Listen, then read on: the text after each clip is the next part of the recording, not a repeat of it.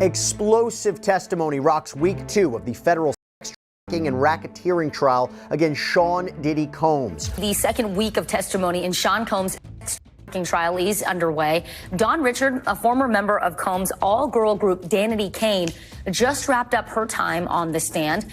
More allegations of Cassandra Ventura, choking, money to stay silent, and even a former employee testifying to the inner workings of Sean Combs' world. Let's get to Diddy's courtroom meltdown, and you could visibly see that he was very angry. Is this the moment Diddy's empire finally started to crumble in court? We've got the Day 6 courtroom drama that allegedly sent Diddy spiraling after star witness Dawn Richards dropped bombshell after bombshell against him for Cassie. Did he crack under pressure?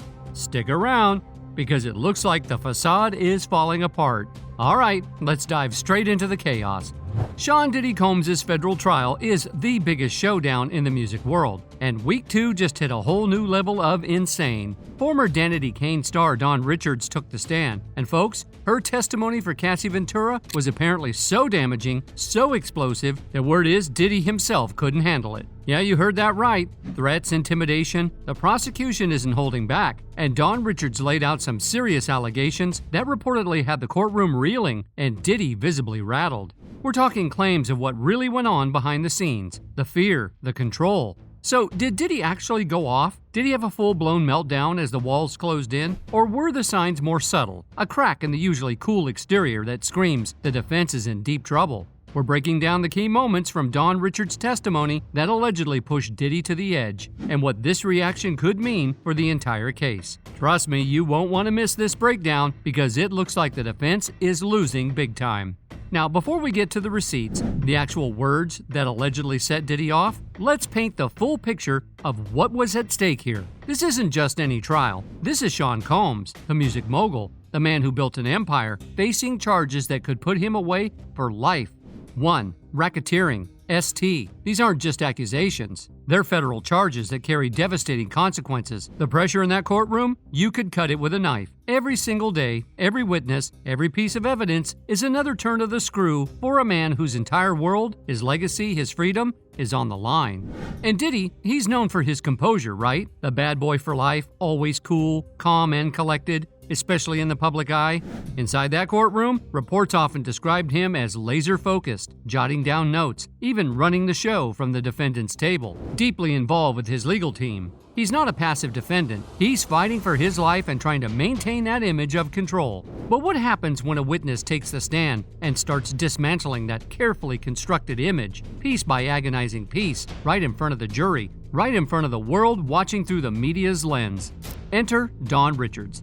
She's not just some distant accuser. This is someone who was inside Diddy's world, a member of Danity Kane, one of his own creations, signed to his label, someone who allegedly saw things, heard things, experienced things that the prosecution believes are critical to proving their case against Diddy. Her testimony isn't just another voice. It's a voice of an insider, someone who could potentially corroborate Cassie Ventura's own harrowing accounts of mistreatment and control. The weight of her words, the potential damage she could inflict on Diddy's defense, it's immense. Along the lines of, don't say anything because where I'm from, people go missing. So when we left off on Friday, Mark Agnifilo was just like, hold up, objection. That objection actually ended up being overruled.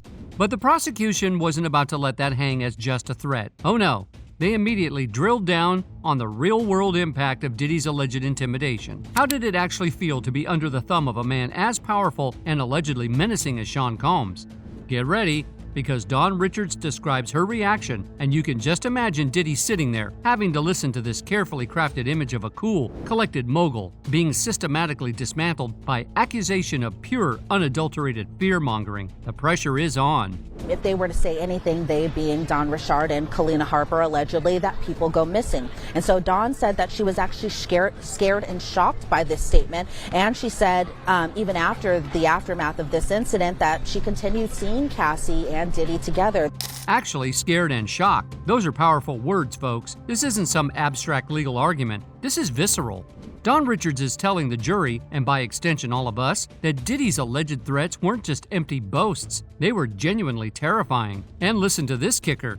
Even after being so scared and shocked, she continued to be together with Diddy. What does it tell you about the level of control, the psychological grip Diddy allegedly had over everyone in his orbit? It paints a picture of people trapped, too intimidated to even think about escaping. You could almost feel the air suck out of the courtroom with that testimony.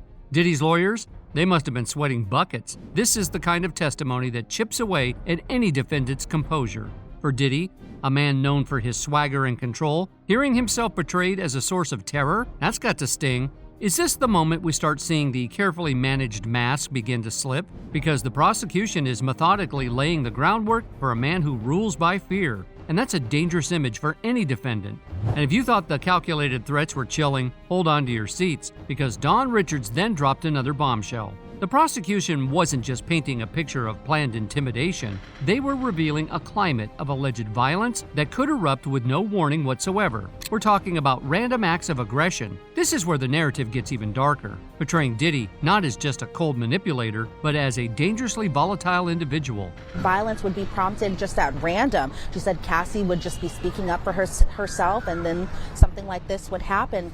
Dawn said that Cassie has a very quiet demeanor, something that I kind of had witnessed when she was testifying today, and that Diddy just wasn't having that. So we've heard about the alleged random violence, the constant state of fear Don Richards described. But what happens when someone dares to intervene? When someone tries to offer Cassie a lifeline out of this allegedly toxic nightmare? Well, according to Don Richards, that's when the carefully curated P. Diddy persona completely shatters, and the raw, unfiltered fury of Sean Combs explodes. Richards testified that Diddy didn't like her and Keena Harper speaking to Cassie, trying to support her, and his alleged reaction? It wasn't a calm discussion. Oh no, listen to this torrent of aggression and expletives aimed at silencing anyone who threatened his control over Cassie. This is pure, unadulterated rage, folks. He didn't like that Kalina and Don were speaking to Cassie. He said something along the lines of, "Stay the F out of my relationship. You mother effers don't know real work."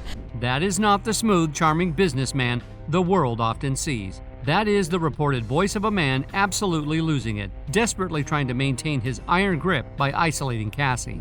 The prosecution wants the jury to hear this vulgar display of possessiveness, this angry outburst. It paints a picture of extreme control, jealousy, and a willingness to verbally attack anyone who gets in his way. And what fuels this kind of alleged tyrannical behavior? This absolute need for control, this explosive rage? Well, Don Richards didn't just stop at recounting threats and verbal assaults. She peeled back another layer of Diddy's world, revealing the alleged contents of his infamous Louis Vuitton med bag, a pouch, she testified, that was always with him, packed not just with everyday items, but with a cocktail of magic powders and pills. This wasn't just about a bad temper, folks. This was allegedly about a lifestyle supplied by a dealer known as One Stop that kept him operating on a different plane of reality. Listen to this stunning detail about how Diddy allegedly transported his essentials, painting a picture of brazen impunity. She saw Diddy put drugs in his Louis Vuitton pouch, something that other people have testified to, something that when the HSI agent had testified on Friday that we had seen inside Diddy's room when he was arrested. So after Richards laid out these explosive claims, the threats, the rage, the alleged D-fueled lifestyle, Diddy's defense lawyers knew they had to punch back hard. Their strategy? To make Don Richards look like a hypocrite, or worse, a liar. They zeroed in on the fact that even after Diddy had dismantled her bands, effectively threatening her career, and even though she claimed to be terrified, Don still kept in touch with him. The defense thought they had her cornered. If you were so scared, why didn't you just disappear once you were finally out of his professional clutches? But here's the twist. Even when she was free, Diddy's shadow allegedly loomed large. Remember Don's testimony about those relentless phone calls? How Diddy would call, and if she didn't answer, he'd sick his assistants on her? This wasn't friendly chit-chat. This was Diddy allegedly keeping her in check, a constant, suffocating reminder of his power. So while the defense tried to spin this continued contact as proof she wasn't afraid, they might have accidentally handed the prosecution more evidence of Diddy's obsessive control tendencies. She continued to even stay in contact with Diddy after parting ways. Dawn said that if she didn't pick up the phone, the phone situation, that he would just call, and if no one was answering, then he'd get assistants to call. Dawn said she experienced that for herself. But they clearly underestimated Don Richards. Because despite years under Diddy's alleged tight control, despite the career implications, the fear, the intimidation, Dawn did something incredibly brave, something that must have sent shockwaves through Diddy's camp. She decided she wasn't going to be silent any longer. In September 2024, Dawn Richards filed her own bombshell lawsuit against Sean Diddy Combs. She laid it all out: the alleged SA, the physical mistreatment, being deprived of food and sleep, and witnessing the horrific mistreatment against Cassie. This wasn't just talk. This was a legal gauntlet thrown down. And here's where the story takes a turn that Diddy never saw coming. You absolutely will not believe the timing of this. Just as Diddy and his high-priced lawyers were probably scrambling to deal with Dawn's lawsuit hitting the headlines, just a few days after her legal action became public knowledge, bam! The federal government dropped their own earth-shattering complaint against Diddy, the one detailing racketeering and ST charges. Coincidence? Or did Dawn Richards' courage finally light the fuse that blew Diddy's alleged criminal enterprise wide open? Either way, it's a devastating 1-2 punch that makes Diddy's defense look like it's scrambling in quicksand. But she filed her own lawsuit, if I remember correctly, accusing Diddy of groping her, imprisoning her, threatening her life. I think when she tried to intervene, you're right. We filed her civil case over a month ago before the federal criminal case. The federal criminal case came after ours, but it was strikingly similar, many of the same allegations. Next up, the prosecution called Carrie Morgan. And this isn't just some acquaintance, folks. Carrie was Cassie Ventura's former best friend. We're talking a 17-year bond, thick as thieves, from 2001 all the way to 2018. She was there by Cassie's side, allegedly witnessing firsthand the horrific mistreatment Cassie endured at Diddy's hands for years. Imagine the secrets shared, the tears cried, the fear that must have permeated that friendship. But why former best friend? Why did this incredibly long and apparently deep friendship shatter? You might think it was some petty disagreement, a simple drifting apart. The reason, according to Carrie Morgan's testimony, is as brutal as it is damning for Diddy. Their friendship allegedly ended because Diddy, in a fit of rage, turned his physical violence directly onto Carrie herself. That's right, the man who allegedly terrorized Cassie then allegedly attacked her closest confidant. This isn't just about corroborating Cassie's story anymore. This is about Diddy's alleged violence having no bounds, lashing out at anyone in his path. The defense must have been dreading this. The reason that Cassie and Carrie are no longer friends was because Diddy had assaulted Carrie with this wooden hanger. Apparently, he had grabbed her by the neck to the point that Carrie had had a concussion, and this was something that had happened in 2018. Okay, let's dive into the next part of Carrie Morgan's testimony. We've heard how Diddy allegedly turned on her, Cassie's best friend, with physical violence. But Carrie's account goes even deeper, painting a truly terrifying picture of what Cassie herself was allegedly enduring day in and day out, and the constant fear that became her shadow. Carrie wasn't just a distant observer, she was there. She testified to witnessing years of Diddy's alleged mistreatment against Cassie. The yelling, the controlling, the physical violence. Carrie told the court how she saw Cassie lose her spark, her confidence, under Diddy's suffocating control. She was terrified not just for Cassie, but for herself, caught in the crossfire of Diddy's alleged rages. But one incident Carrie recounted stands out as particularly horrifying, a moment that allegedly shows the depths of Diddy's fury and the utter despair it drove Cassie to. This was after an infamous hotel incident, a confrontation that clearly left Cassie traumatized. Carrie testified that Diddy, in a rage, came to Cassie's apartment and was heard pounding on the door with a hammer, trying to force his way in. And Cassie's reaction, as her best friend watched in terror? This is the part that will send chills down your spine. Carrie Morgan told the jury that Cassie was just numb, so broken, so defeated by the relentless alleged mistreatment that Carrie believed at that moment Cassie wouldn't have cared if he had ended her. Carrie was terrified that Diddy was kind of hammering and yelling and banging on this door, that Cassie was just numb. She, being Carrie, said, "I don't think she cared if he had killed her." Through all this alleged horror, the violence, the control, the fear, Carrie Morgan testified that she repeatedly tried to be the voice of reason, the lifeline Cassie so desperately needed. She said she encouraged Cassie to leave Diddy, to go to the authorities, to break free from this cycle of mistreatment that was clearly destroying her. Imagine being that friend, begging someone you love to save themselves. But here's the gut-wrenching part, the part that shows the insidious depth of Diddy's alleged manipulation and control, or perhaps Cassie's own paralyzing fear. According to Carrie's testimony, even when the police did show up after that terrifying hammer incident, Cassie wouldn't file a complaint. Instead of seizing the chance to escape, Cassie would allegedly protect Diddy, even lie to cover for him. This wasn't just Diddy allegedly abusing Cassie. It was Diddy allegedly twisting her loyalty and fear to make her an unwilling accomplice in her own suffering.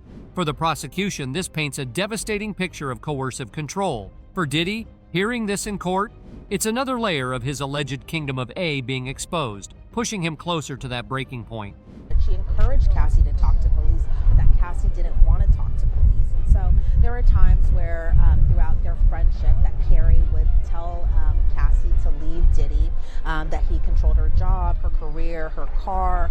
After Diddy allegedly aided her in 2018, Carrie Morgan wasn't about to stay silent. She testified that she lawyered up immediately and was fully prepared to file a lawsuit against Sean Combs for the attack. She was ready to take him on, to hold him accountable. This was her moment to seek justice. But then, something truly unbelievable happened. Something that speaks volumes about the alleged insidious control Diddy had, not just over Cassie, but over their entire circle.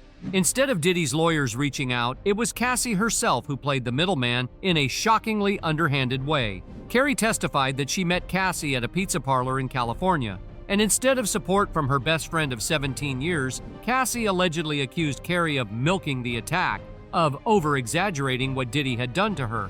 Then came the offer, delivered via Cassie. If Carrie didn't file the lawsuit, Diddy would give her a $30,000 settlement. The catch? She had to sign an NDA, a non-disclosure agreement, promising to keep her mouth shut about the attack.